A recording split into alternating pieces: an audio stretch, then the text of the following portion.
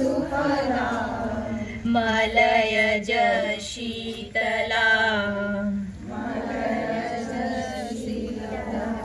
शस्य श्यामला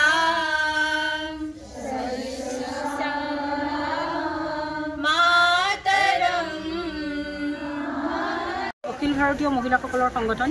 আৰু আজি আমাৰ ইয়াতে কাৰ্বি আংলং আৰু হোজাই জিলা মিলি পেলাই আমি পথ সঞ্চালন কৰা হৈছিল। আসলতে গোটেই অসমতে ৰাষ্ট্ৰীয় সেৱিকা সমিতিৰ জন্মজী উৎসৱ বিজয়া দশমীৰ লগত সংগতি ৰাখি পেলাই গোটেই অসমৰ সকলো জিলাতে পথ সঞ্চালন কাৰ্যসূচী হাতত লোৱা হৈছে আৰু আজি আমাৰ ইয়াত সফলতাৰে সম্পন্ন হ'ল। ইয়াত প্ৰায় 200তকৈও অধিক সেৱিকাই সহভাগিতা কৰিলে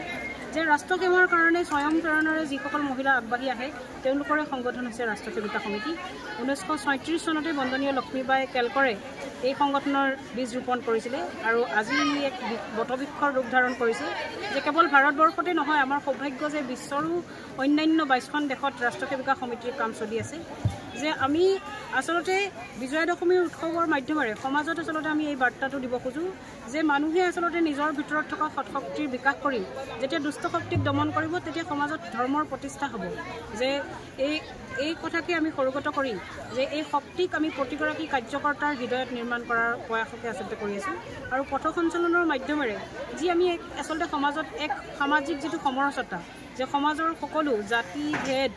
ভাষা সকলো মানে নাইকিয়া কৰি সকলো আমি এক আৰু আমি সকলোৱে একে চিন্তাৰে দেশমাতৃৰ মানে উন্নতিৰ কাৰণে আমি হাতত হাত ধৰি খোজত খোজ মিলাই যাতে আমি আগবাঢ়ি যাওঁ সেই প্ৰেৰণাকে আমি ভাৰতবৰ্ষৰ প্ৰতিগৰাকী সন্তানৰ হৃদয়ত নিৰ্মাণ কৰাৰ প্ৰয়াস কৰিছোঁ।